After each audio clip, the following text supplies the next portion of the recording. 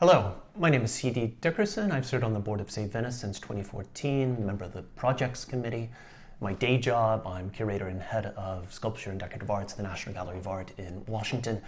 Welcome to another installment in our video series introducing favorite works of art that Save Venice has either recently restored or is in the process of restoring it. My choice is Titian's great altarpiece, the Madonna di Pesaro, a seminal painting in the history of Venetian art. I don't have to look beyond my desk for a measure of its significance. Our late trustee, the great scholar David Rosan, chose the painting as the cover image of his revised edition of his landmark text on 16th century Venetian painting, first published in 1982. Located in the Church of the Frari, the Pesaro Madonna has always been a favorite of mine. What's not to love? The bright colors, the dramatic composition, the sympathetic faces.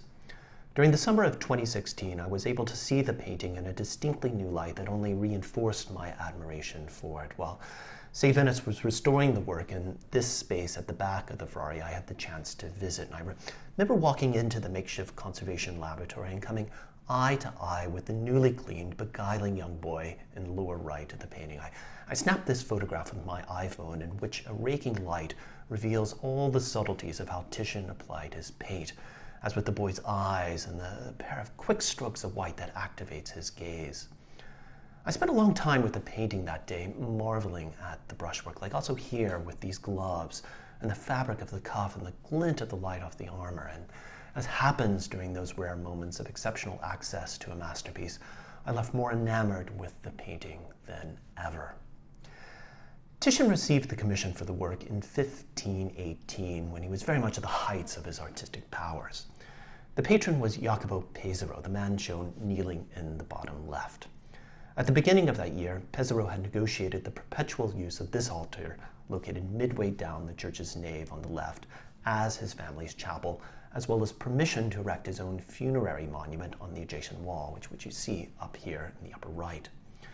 Titian appears to have started work immediately, but as a sign of the challenge that the altarpiece posed for him, he did not finish it until 1526, 8 years later. The solution he devised was nothing short of a revolution in altarpiece design. To begin to understand it requires recognizing what's being depicted. On the left, as I said, is the kneeling Jacopo Pesaro, the leading member of one of Venice's most venerable patrician families. Jacopo's principal claim to fame is that in 1502 he led a rare naval victory for the Venetians over the Ottoman Turks. He came to be in that position thanks to Pope Alexander VI, who had put him in charge of the papal fleet and also appointed him Bishop of Paphos on the Venetian territory of Cyprus. Not long after his victory, Jacopo had turned to Titian to commemorate the event with this painting now in Antwerp, which shows Jacopo, here dressed in black, kneeling before St. Peter, and Jacopo's protector, Pope Alexander VI, is the other figure. Now, returning to the Pesaro Madonna, we see Jacopo kneeling in front of three figures who allude to his victory in the east: the man with the turban, the dark-skinned man behind him, and the man in armor who holds the red standard, emblazoned with Pope Alexander VI's coat of arms. In addition to the Pesaro's families, Jacopo looks up at the enthroned Virgin and Child and is presented to them by St. Peter. The rest of the painting is given over to Jacopo's family. Several generations of male members kneel opposite Jacopo. The Frari being a Franciscan church, St. Francis is given the honor of introducing the family to the Virgin and Child. In essential type, the Pesaro Madonna is a Sacra Conversazione, like this one by Piero della Francesca, where a kneeling donor prays to the Virgin and Child with various saints serving as witness. But unlike any Sacra Conversazione before it, the Pesaro Madonna does not feature the Virgin and Child at its center. They're displaced off to the right, which brings the painting more in line with another type of altarpiece, the votive, like the one we saw earlier, where the arrangement of the figures tends to be horizontal, the donor on one side of the painting giving thanks to a saint who appears on the other side. In the Pesaro Madonna, and this is crucial, Titian has combined the two types, and the question is why?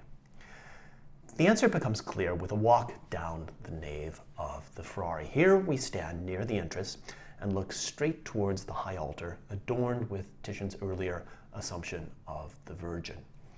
As we walk down the nave, the Pesaro Madonna comes into view on our left, and we first catch sight of it at an oblique angle, of which Titian was crucially aware.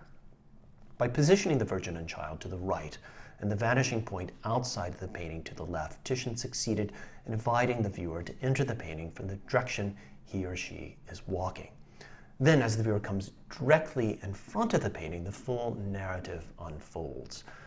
The massive columns that rise behind the scene are also part of Titian's response to the challenging site. Originally, he envisioned no columns but a simple barrel arch. His decision to change was in order to effect a tighter rapport between the real world of the Frari, whose nave is lined with similar columns, and the fictive world of the painting. And here we come back to our boy, the one figure who looks out of the painting. By doing so, he invites us to join him on the front row of the sacred drama playing out in front of him. In 2012, the altar housing the Pesaro Madonna, as well as the wall and window above it, suffered damage during an earthquake, and fearing that pieces of stone might crumble into the painting, it was deinstalled and moved to the vacant chapel next to it, where, really for the first time in more than 30 years, it could be fully inspected. Lots of instability, flaking, cracking of the paint surface was observed, and it was then that the decision was taken to move the painting to that makeshift laboratory at the back of the Frari for further analysis, undertaken by restorers Giulio Bono and Erika Bianchini. Over the course of 2016, the painting was treated and cleaned.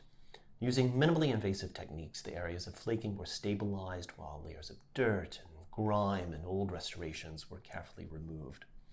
This detail, cleaned on the left, uncleaned on the right, makes clear just how dirty the painting was. Measures were also taken to address some of the issues that might threaten the painting's health in the future. The basic problem is that the painting lives in a 700-year-old church with no climatization. Frequent fluctuations in temperature and humidity cause the painting's flexible surface to expand and contract. A special stretcher was made that had a bit of a spring tension in it to allow for these fluctuations, while a barrier of organic wool was also placed behind the painting to prevent moisture from the exterior wall reaching the painting, while also enabling the space to breathe. Here, the painting being lifted back into place in 2017, its colors as vivid as they've been seen in centuries, ready for the future. The Pesaro Madonna is a classic example of the kind of ambitious conservation projects that are at the heart of Save Venice's mission. Of course, without the generosity of our supporters, these would be all but impossible. In the case of the Pesaro Madonna, Save Venice is enormously grateful to the Leona and Harry B. Helmsley Charitable Trust and the Thompson Family Foundation. Please visit savevenice.org for a list of the many projects awaiting sponsorship currently, as well as for other ways that you can help us preserve this city that we all hold so dear. Thank you very much.